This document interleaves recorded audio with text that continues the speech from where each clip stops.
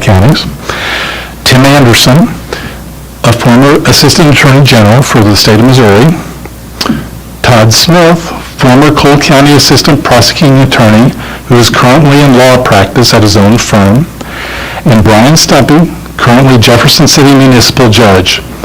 Previously, he was also Jefferson City Municipal Prosecuting Attorney. The winner of the Republican primary will face uncontested Democratic candidate Scott Evans in the November general election. So, at this point, let's get started with our questions, and we'll begin actually with our opening statement.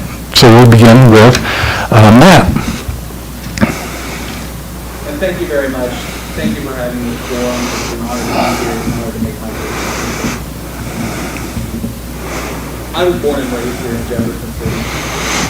I was raised by a single mother and I was raised by my grandparents. They taught me the value of public service. And I stayed here locally for my education, graduating from Jefferson City High School, moving on to Lincoln University, and then to the University of Missouri Columbia for my master's degree. And then I went to St. Louis University for law school. And it was an honor to be able to come back here. Okay. Is the microphone on? Oh, can you hear me now? There we go. Okay. All right. So I'm sorry, first of all. I apologize for that. Matt, let's start over again. Okay. All right? All right. I'm born and raised here in Jefferson City. I was raised by a single mother, and I was raised by my grandparents. My grandfather was a social worker. My mother was a nurse. And they taught me the value of public service. And after graduating from Jefferson City High School, I stayed here locally for my education. I went to Lincoln University and then the University of Missouri Columbia for my undergraduate degree. And then I went to St. Louis University School of Law for law school. And it was an honor to be able to come back here to Jefferson City to work as a public defender. And I've spent my career in public service as a public defender, and it's not always the easiest job. There are long days, there are difficult days, and it's a 24/7 job. But it's ultimately a rewarding job, and it takes a lot of determination,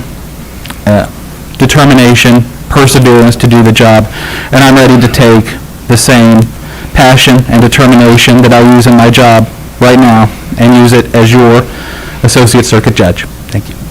Thank you. Tim. Good evening. It's a pleasure to be here as well.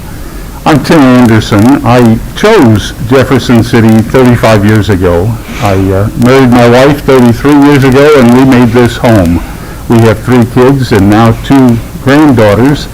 I've been with the Attorney General's office for the better part of 30 years, and my experience has been one of depth and breadth, I believe. I've been in federal court and state court, in appellate court and trial court, in a criminal case, in civil cases, and I believe I've seen literally hundreds of judges, some very, very fine, some whose political affiliation I didn't know, but were tremendous judges. And I think my experience, my commitment to this community, and the challenges I faced thus far will stand me in good stead. Thank you. Todd? Good evening. My name is Todd Smith. It's a treat to be out here with all you good folks. I served as an Assistant Attorney General in the Criminal Division on High Street. I worked as an Assistant Prosecuting Attorney for Cole County.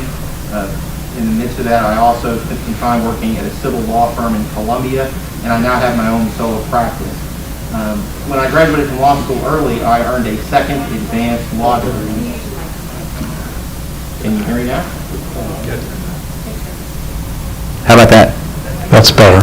I'm so sorry about that. That's all right. Let's start over again. Sure. Again, my name is Todd Smith. It's a treat to be here with all you folks. I was an assistant prosecuting attorney here in Cole County. I've also served as an assistant attorney general in the criminal division on High Street. I spent some time working at a civil litigation law firm in Columbia, and I now have my own solo practice across from the Cole County Courthouse.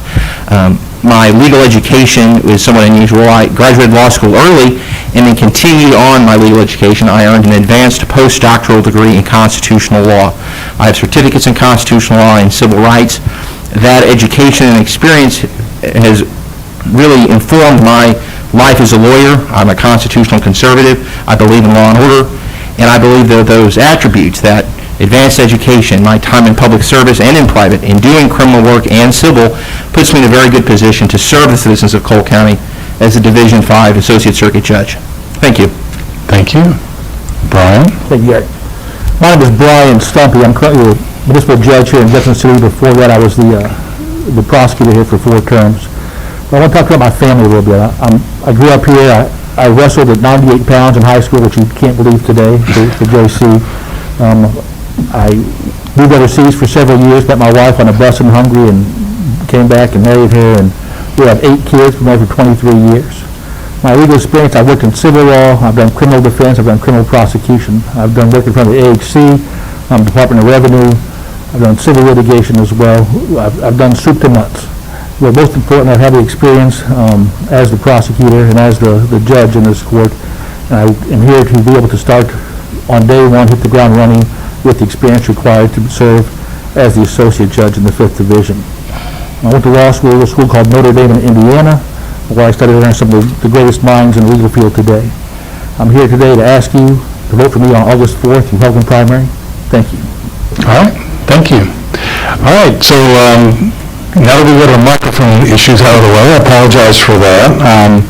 So we'll get started with our first question. So we'll start with Tim. In what ways are you reaching out to members of the public to determine what they value in a judge? And what issues have members of the public told you are important to them, and how would you act on those as a judge?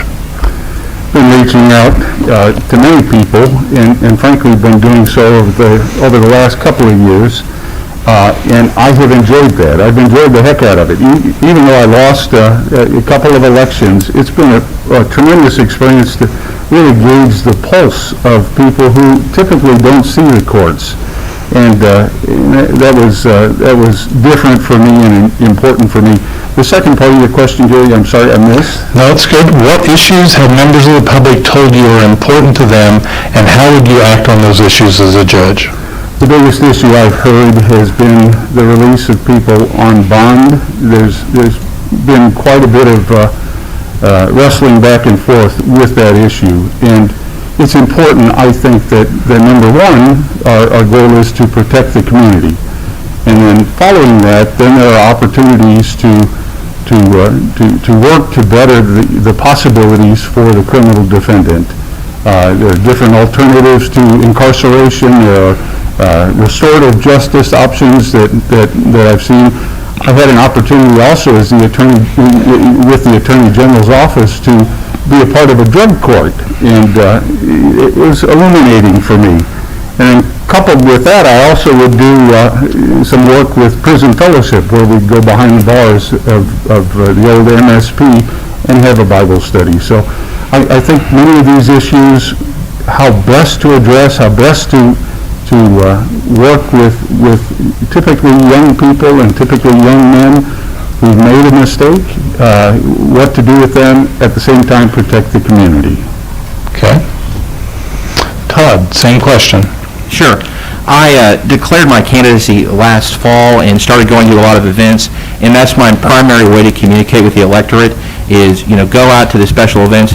For example, in Lent, went to a lot of fish fries, a lot of pancake breakfast, talked to a lot of folks, and I would echo Mr. Anderson. The primary consideration of folks in the community is, it seems like we have a lot of folks that are out on bond. We have, read the newspaper, someone's been arrested for a serious crime, and they are concerned about that, and I think I am, and I think the folks who work in law enforcement are as well. So that is a major concern. And then the second one that has come up has been, what about COVID? Those fish fries stopped happening, and all of us stopped having events to go to. And the courthouse became a much quieter place. It has cases for juvenile cases, in custody criminal cases, but civil litigation, at least in a courthouse sense, almost came to a halt. And folks are curious about that. I have a civil dispute that I'm in, and I'm curious about when I might get my day in court. And that process has been frustrating for attorneys and for clients both. So those are the two main things. Public safety, what is our relationship with violent and repeat offenders in Cole County, and when are we going to start to have our civil litigation back in order? Okay. Brian? Thank you. I've had a different experience. The biggest question and concern I have for people is fairness. How do you know when they come to court they're going to be treated fairly by the judge and fairly by the prosecutor, things like that. And I think the way to address that is one, to understand that Lady Justice is blunt, right? We are all going to be umpires as judges. It's our job to call balls and strikes. You have a set of facts and you have the law. And if you apply the facts as they stand to the law as it stands, before you go into court, you should know the outcome. There should be no tricks, no punches pulled, nothing like that. It's our job to say the law says this. We won't change the law, we won't rewrite the law, but we will simply apply the facts to the law. And overarching, that's been the biggest concern I've heard from people as I've been out talking with them. As Todd said, we got cut short on the fish fries, which was very bad for me. But just had a great time talking to people regardless of that. And really overarching is how do you be fair to people? And I think we've shown that, at least I have, I think, in the past 10 years at the city court, by treating people appropriately, by treating them very fairly, by trying to meet them where they are, and not just saying, here's the outcome, but why you're there in the first place, to see the whole situation, the entire picture, so you can apply the law to that specific person and those specific facts to the law to find the proper outcome. It's not our job just to put people in jail, all right? There are some people that need to go to jail, and we've got to be willing to do that. We're willing to pull the trigger and say, you know what, you got to spend some time away because you're a threat and danger to society. But there's also the young kids out there that are kicked out of their house, that have a drug problem, that have quit school. And how can we take that child there and take them from being in a destructive path to be the productive member of society? We've developed programs to try and address those issues as well. Thank you. Matt? And when I started this campaign, I think actually the week that I had planned to start door-to-door is around the time that COVID hit the United States. And door-to-door just was not going to happen. So I've had to do a lot of things differently this election. I have had to reach out to people via Facebook, via digital. I've had to speak to people virtually, which I did not expect to do when this campaign began. And their concern throughout this entire campaign has been, what do we do with the coronavirus? What do we do with COVID? And also, what do we do in the court system once COVID lifts? Because there's going to be a backlog of cases that are going to come before us once coronavirus finally leaves the states, we're able to return to a sense of normalcy. So how do we do that? So when do I have my day in court has been a question from a lot of people. And also, what do we do going forward has been a question. Okay, thank you. All right, our next question will start with Todd. What do you perceive as the greatest obstacles to justice, if any? In the Associate Circuit Division, we're going to have a great many cases that are pro se, and that means folks without lawyers. And our legal system has gotten to the point where it's quite complicated. It's a dangerous forest for amateurs, and the reality is folks don't have really good access to attorneys, and that inability to get legal counsel causes systemic problems. It bears upon the efficiency of our criminal justice system. It bears upon the fairness. And so if there were a particular part that is unfortunate is that every single person in court for every single case can't get themselves a good lawyer.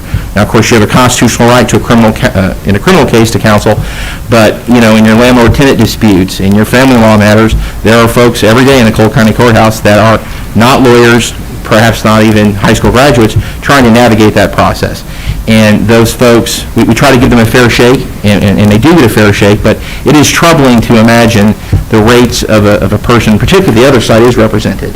And so the access to legal counsel, and that's a resource problem. It's no one's fault. But in an ideal world, we would have more of that. And it strikes me that more lawyers not only make a fairer system, but I do believe, as I said, it creates a more efficient courthouse. It makes the machine be more well-oiled if you have attorneys there in more cases. And so it would be my opinion that it is a shame, not so much as a defect, it's no one's fault, but it's a shame that we don't have greater access to legal counsel in various cases. All right. Brian, same question. Gary, would you please repeat the question to me? Absolutely. What do you perceive as the greatest obstacles to justice, if any? I think that the greatest obstacle to justice that we have right now is that we live in a society at win at all costs, right? So is the prosecutor there for wins and losses, or is the prosecutor there for justice? Is the judge there just to put you away forever, or is the judge there for justice? Is there an axe to grind? And so I think that the thing is that we've got to make sure that we understand that each case is an individual person. There's an individual situation here. And we've got to take that into consideration. Because all of a sudden when the defense attorney just goes along with the prosecutor and the judge along with the prosecutor, we got a problem. When I was in Indiana, I remember a white guy stole a car stereo, all right? And a Latino guy took 2 Twinkies from the store. And the white guy got a diversion program, probation. And the Latino gentleman, he went to jail. And the same court, I saw a white guy with methamphetamine get diversion, and a black man with about 4 grams of marijuana go to jail. And when you're concerned about wins and losses and how you want to punish people only, we've got a problem. Hardened criminals, they need a certain kind of punishment. Right? But in the associate division, we're dealing with misdemeanor cases, not with felonies. Violent crimes don't come there. And we've got to make sure that we can address the issues to say, hey, how do we keep you from becoming the repeat offender? Are we just there to throw you in the jail and throw away the key and lock you up forever? Or are we there to say, hey, how do we fix the society? How do we fix the system, the broken system, to make sure you don't do it again? If we're just there to punish you, if we're just there to get wins and losses, we don't really care about society as a whole. When I was at the municipal court as the prosecutor, we started a DWI program for first-time offenders. The average recidivism or repeat offender rate in America is 20%. People went through that program, it was 5% over 7 years. You have to be willing to take chances and fix those things. Okay, thank you. Matt, same question. Yeah. I think I would echo what Judge Draper said this year at the State of the Judiciary address, which is that the system does not work without a fully funded, fully staffed public defender system. And the lack of funding for the public defender system, the serious underfunded nature that we have, the understaffed nature that we have, that we're dealing with so many cases, such an overloaded caseload, has been an obstacle to justice for a lot of people. And it's something that public defenders around the state have been bringing to light. The Republican legislature that we have right now has, these last few years, really been looking into it and doing what they could to increase our funding as best that they could. And so that's been helpful, but we still have a long way to go, I think. All right. Tim? A couple of things come to my mind. First is character. I have an example. I tried a murder case with a good friend of mine. The defendant was convicted. After the case, my good friend, in this hour, he told me, realized that there was something wrong with the prior offender status that we had pled out. And so he, on his own, brought that up to the court. It was corrected. Turned out it worked out just fine. But character is something in short supply really across our country. And I think a lot of that, and it's not just lawyers, it's those who go into the courtroom and swear to tell the truth. It's important that we understand our history, our foundation on law, and the importance on justice and on truth. And too often we have people come in and they'll want to shade the justice or shade the truth. And that's number one. The second part is communication. I think in so many of our cases, whether a public defender, a defense attorney, prosecutors, when we interact with people, it's important that we understand this is not a case, just a case. It's a case involving real humans. In many of the cases I handled, I would work directly with the victims. And one in particular still tugs at my heart, a little 5-year-old girl who was sexually abused by her biological father.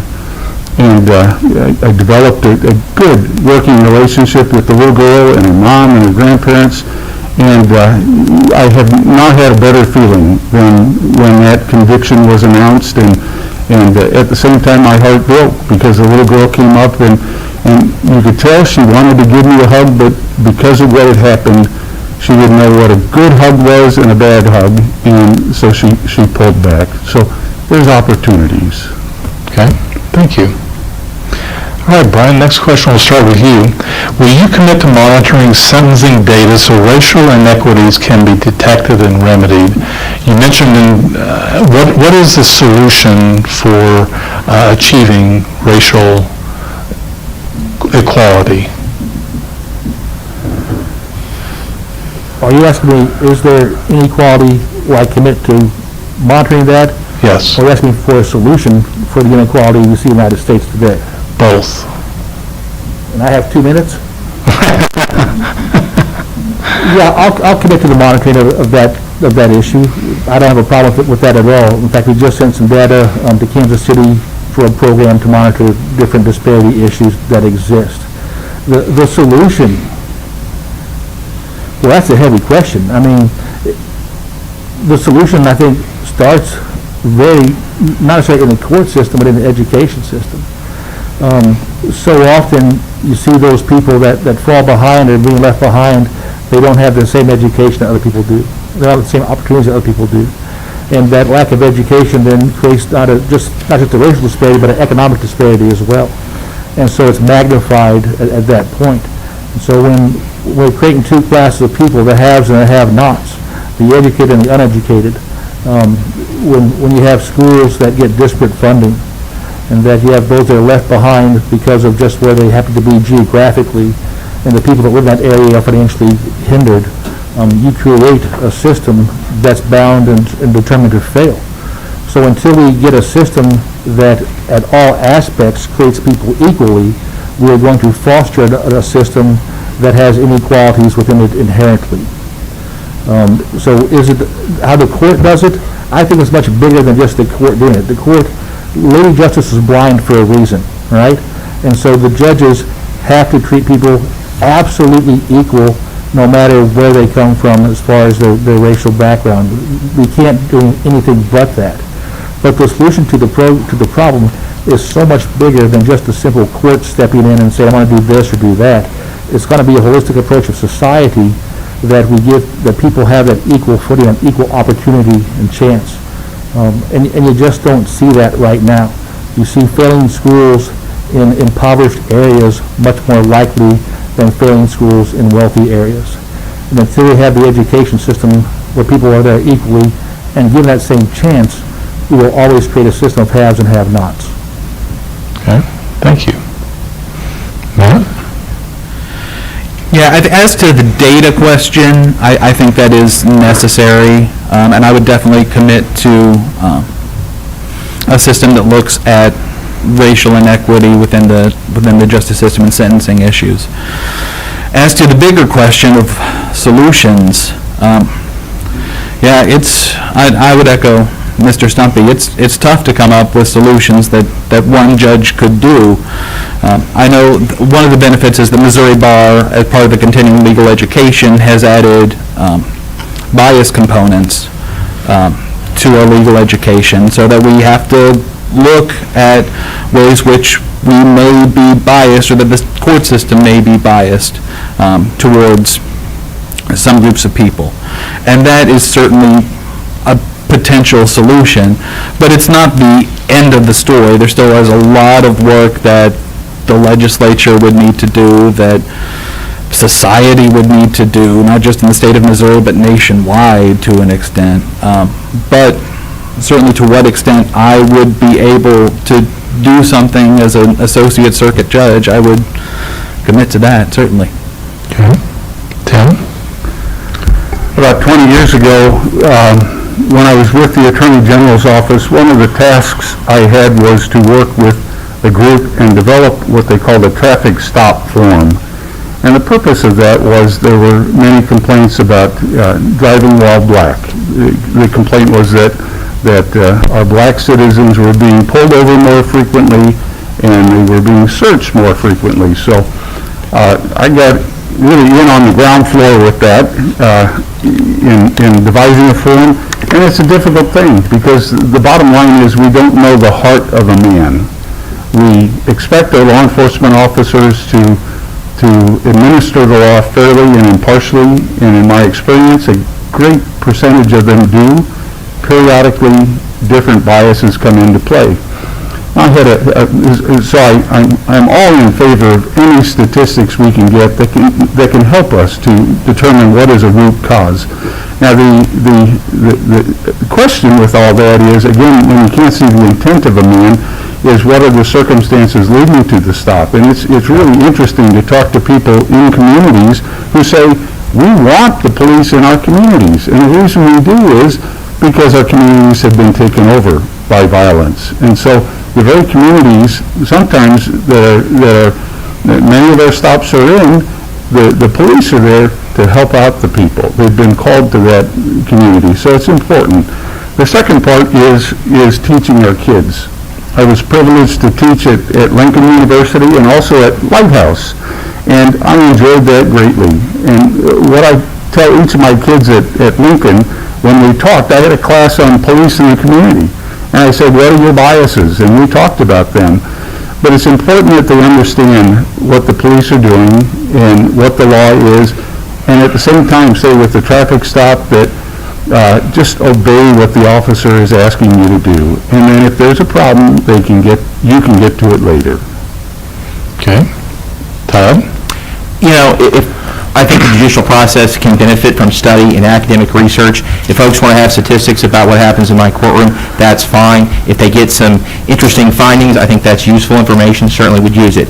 But the plain fact is we have a Constitution, we have a process. I have faith in that process in our Constitution, and what color your skin is doesn't matter at all. What did you do? What are the facts surrounding your conduct?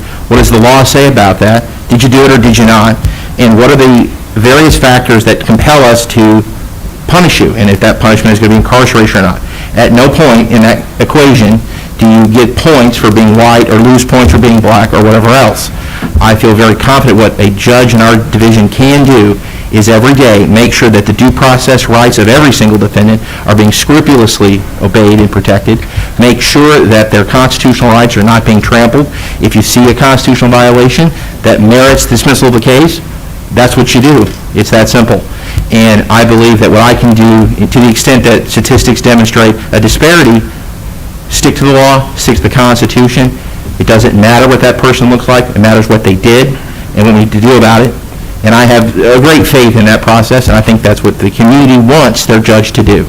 Follow that law, keep that machine moving. Doesn't matter what they look like. And I really do have a great faith in that. And if the statistics suggest that there's a problem, adjustments are great and improvements are important. But I think that you can be devoted to a very significant degree to this process. The process is more important than your passions or your own discrepancies or discrimination. It's the process, focus on that, and the results, I think, will be fair. And I'll be happy to stand behind the results that come from that process. Okay, thank you. Let's see, Matt, we start with you for the next one. Gun violence is a concern for many in Missouri. How would you approach cases involving the use of weapons in a crime? What role does a judge have in stemming gun violence in society? So I think one role of a judge is to be the voice of the community. A judge has to not just be the voice, but sort of reflect the values of that community. And Yeah, gun violence is a huge issue here in Cole County. I think with cases like gun violence, you do have to take a more firm stance than you would with, say, a lowercase felony or some first-time offenders. So you do have to look specifically at violent crimes a little bit differently than you would any other case. All right. Tim?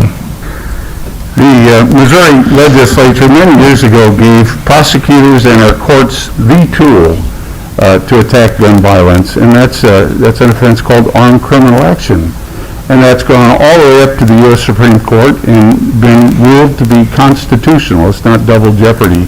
So a person who commits an offense by, with, or through the use, assistance, or aid of a gun or other deadly weapon, they're facing not only the original charge, say burglary, robbery, murder, assault, but they're also facing an additional charge of armed criminal action. And one of the beauties of that is it's at least 3 years. If they're convicted and found guilty of both, they're sentenced to at least 3 years up to life. So I think we have that tool. I think judges, I think members of our society, we have to discourage the use of guns in an illegal fashion. And we've got a lot of people who use guns and use them wisely. I grew up and people would drive to high school and have a gun rack in the back of their pickup truck, and that was great. That was fine. But now we're in an era where many times people are purchasing those guns with wrong intent. So we have the weapons, we have the tools, we just need to use them. Okay. Todd? I would echo the idea of using armed criminal action in particular. A judge is supposed to follow the law. SB 600 was signed by Governor Parsons a few weeks ago. It becomes effective August 28th. It is an amendment to the Armed Criminal Action Statute that adds even more repercussions for using a weapon in the commission of a crime. Our legislature has seen fit to enhance the penalties and enhance the scope of liability, the number of circumstances that would justify this charge. And our populations want that. It's clear what the citizens want. And as an associate circuit judge, that's fine. If this is what the political process has given us, a stronger, more effective ACA, all the better. And I'm happy to follow that new law and use it. My other reaction is one of the major functions, every single criminal case starts in the Associate Circuit Division, including the felony cases. The preliminary hearing occurs there. There are a few that go to a grand jury, but every case on paper starts in our division. And one of the major functions of our division is to set bond. And we have basically 2 criteria. Is this person a flight risk, and is this person a threat to the community? Obviously, if you have a case where someone used a gun and there was a shooting, that is going to prey heavily in the calculation to determine what that bond should be. The law directs me to look at a threat to the community. This person has engaged in the violent act. So to the extent you have a criminal case involving a weapon, we do have a special statute. It's just gotten a lot stronger. I'm going to use it. And I think that our law directs us to consider safety in determining bond. All right. Brian?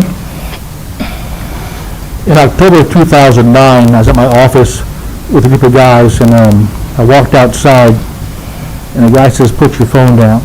And I looked out and I waved to him. I didn't know who he was, and he then put a gun to my head and said, "I said, put your phone down." Which when I put my phone down, he then instructed me and my friends to go inside my office.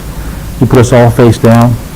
He gave one guy a bag, told us to take off all of our jewelry, our wedding rings and watches, take out our wallets and our phones, and lay them down in front of us, and told the guy to pick them up. He then walked behind me, grabbed my friend Jefferson by the back of his coat, picked him up by his coat, put the gun into his stomach, and pulled the trigger. And he shot him over and over and over and over again, right next to me. And that really tempered my view on gun violence, right? As my friend is shot 4 times there next to me. JCPD was there in minutes. They arrested the perpetrator. He got 75 years. It was his 4th armed robbery situation. When it comes to gun violence, and you come in front of me as a judge, I have no tolerance for that. I have no tolerance for violent criminals. that their bond will be set high for those situations because it's clearly a threat to society. It has a massive impact on people's lives. And people will not want to come see me if they're involved in gun violence as a judge, because I'll be very harsh and very tough on those types of cases. I speak a lot of how do we fix people and how do we help people out and how do we help change their lives. And those are nonviolent offenders. But the violent offenders, they need to be treated as violent offenders. And so with the gun violence, I would treat them as very harshly in my court. Okay, thank you. So during the course of the forum, several of you have mentioned one of the concerns the public has expressed to you is the use of bonds, when bonds have been given to those in the system. So how would you determine when a bond should be given and when it should not? We'll start with Tim. I look at the bit of facts that I am given about the individual. It is important, I think, that we understand so many of the criminals, the people that commit an offense, thank you. So many of the people that commit an offense have been through the system before. And it's important that we recognize that. The Attorney General at one point made me the head of the meth strike force. And one of the cases we went down to the boot heel, and there was a fellow who had been arrested and charged 6 times and was released on bond each and every time. And we went down and we were able to change that. But it begins with the prosecutor, it then goes on to the judge with the responsibility to protect people. At the same time, I had a case against a fellow first named LaRue, and I was in front of a judge. He said, "Mr. Anderson, what is your recommendation for punishment?"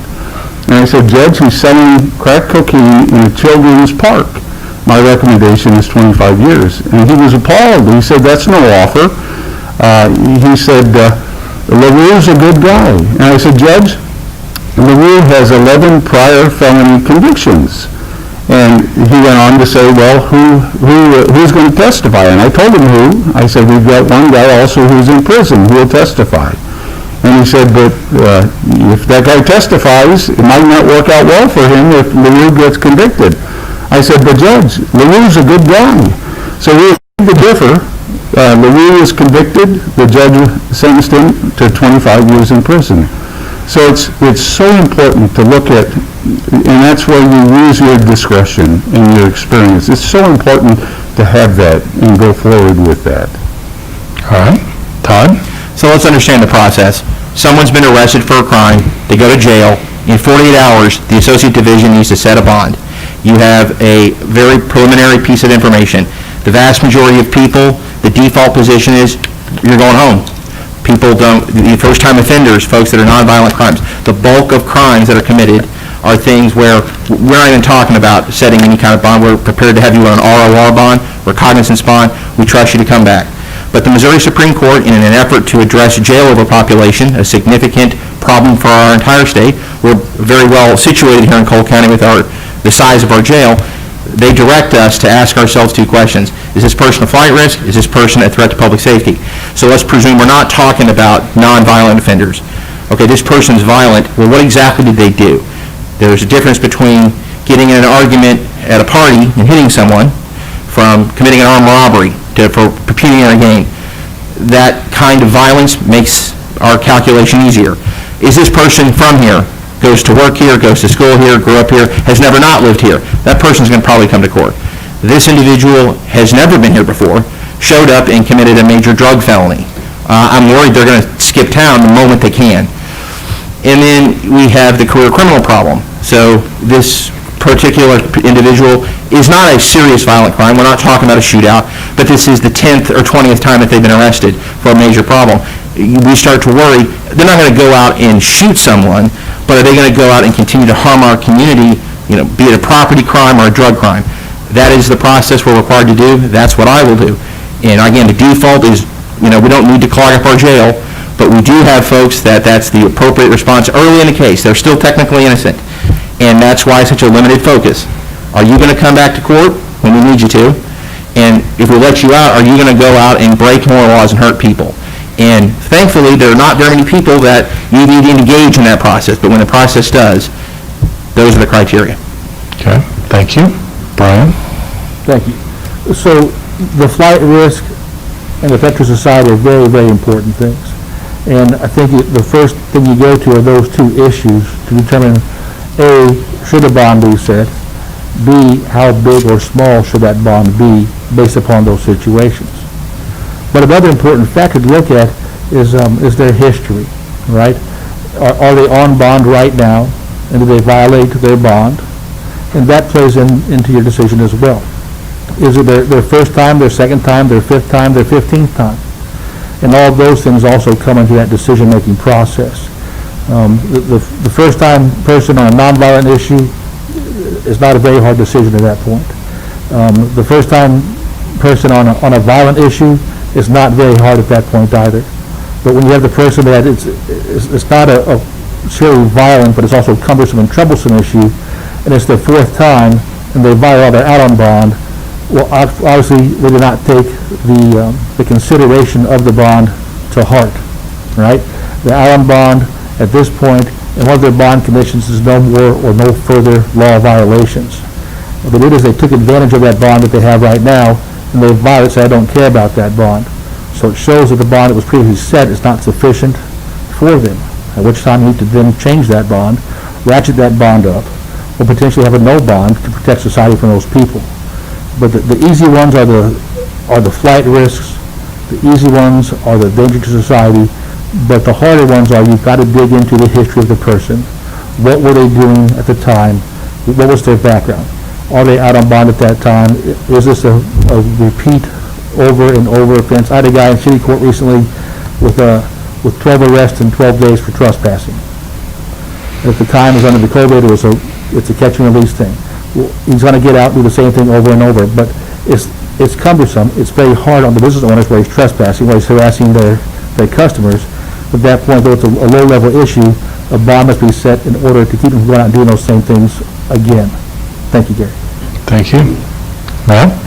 And I just want to give a little bit of context to the bail rules, because as others have mentioned, the Supreme Court did 2 years of study looking at the jail overcrowding issue, and what they found is that some judges, thankfully not here, but some other rural judges really were not following the law. People were being held on six-figure bonds for petty theft. In one case, it was a $100,000 bond for stealing a can of gasoline. That is not the state of the law. It has never been the law when it comes to bail. Jail has always, in Missouri, been for people who scare us, for dangerous people, or for people who just cannot be counted on to show up for court, flight risks. And so what the Supreme Court did is they set out a list of criteria that judges have to follow. And so if you are going to keep someone in jail, if you believe that person is dangerous or cannot show up to court, you have to set out in specifics why you believe so. And if you believe that person is dangerous, then that person can be held in jail without bond until their case is ultimately disposed, whenever that may be. One other thing I would point out is that in Cole County, I have not seen, other attorneys may have seen it, but I have not seen people get released just out just on their own recognizance. We have a really good pretrial release program in Cole County, and you have to engage with pretrial release if you are given the benefit of being out of jail. You have to show up to meetings with our pretrial release folks, who are pretty stern, pretty stern with people. And if you miss any of their appointments, they bring you back to jail. If you test positive for drugs, they bring you back to jail. A warrant can be issued. So there are a lot of things here in Cole County that can, help us decide when to release people or hold them back. I see my time is up. Thank you. All right, so we'll begin with our closing statements. You'll have a minute to share with listeners what you'd like to say. So we'll start with Todd. I think I want the folks of Cole County to know that people label themselves constitutional conservatives all the time. I really am. It's almost like a faith with me. I've been studying the Constitution, thinking about our laws for my entire adult life. And I, have a second law degree. I've done a lot of research. I've been engaged at every level of academics in pursuing a greater understanding of this law. I'm passionate about it. I believe in it, and I'm prepared to give this county the benefit of that education experience and in a very meaningful, real-world way. This is not a lofty academic discussion. This is in the front trenches of our legal system, dealing with daily crimes, dealing with the legal disputes that happen to normal people every day in and out. And I'm prepared to use that education to do what seems difficult, to be fair and just while being efficient. And I believe that I have the work ethic and the tools to simultaneously keep this machine well-oiled and moving and deal with the backlog and get people in and out and get them the resolution they need, to do so fairly and constitutionally. Thank you. Thank you. Brian? Lady Justice is blind, all right? But she carries some scales. And I'm going to ask the voters to think about those scales right now. And the scales are a balanced scale. And I'd like you to take my education and put it in that scale and balance that against everyone else's education. Went to Notre Dame, studied under great professors, studied under Amy Coney Barrett, Tex Dutow, who prosecuted the racial issues in the South. I want you to rate my experience on that scale and balancing everyone else's experience. I've done civil law. I've done administrative law. I've done criminal defense. I've done prosecution. I've been a judge. I'm the only candidate with judicial experience that can start on day one, hit the ground running in this situation.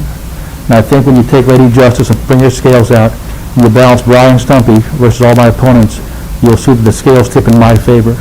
I'm Brian Stumpy. I want to ask for your vote on August 4th for the Republican Associate Division 5. Thank you. Matt? Being an associate circuit judge is not a 9-to-5 gig. It's a 24/7 job. And where I work right now as a public defender, it is a 24/7 job. Just last week, I was in court until about 7 p.m., and that was on a pretty typical law day for my practice. And there have been days when I work for my clients until I cannot work anymore, usually sometimes around 3 a.m., sometimes 4 a.m.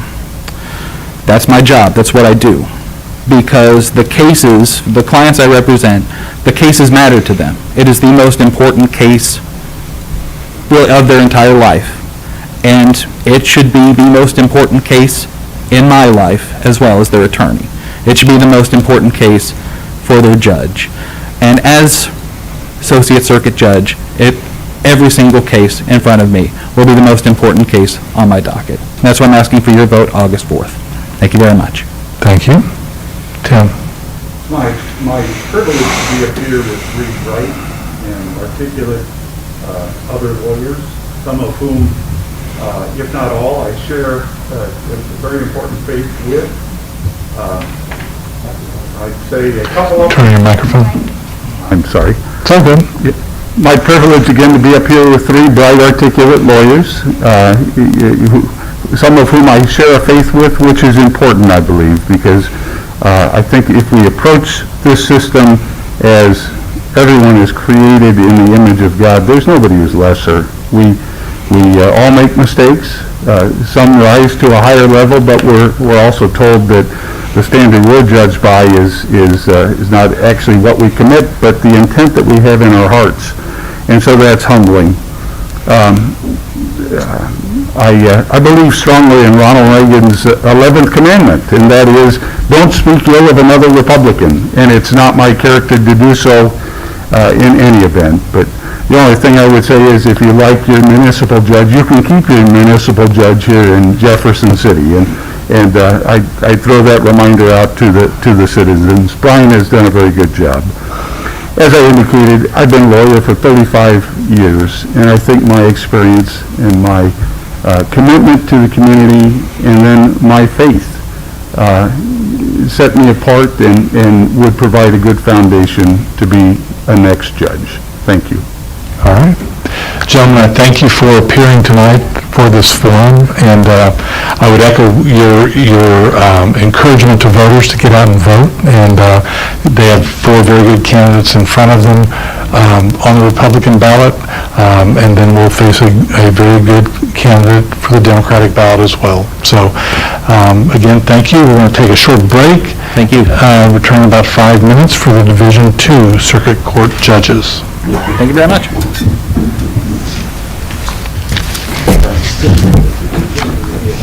Good luck to you. What are we, almost 12 days? Yeah. Yeah.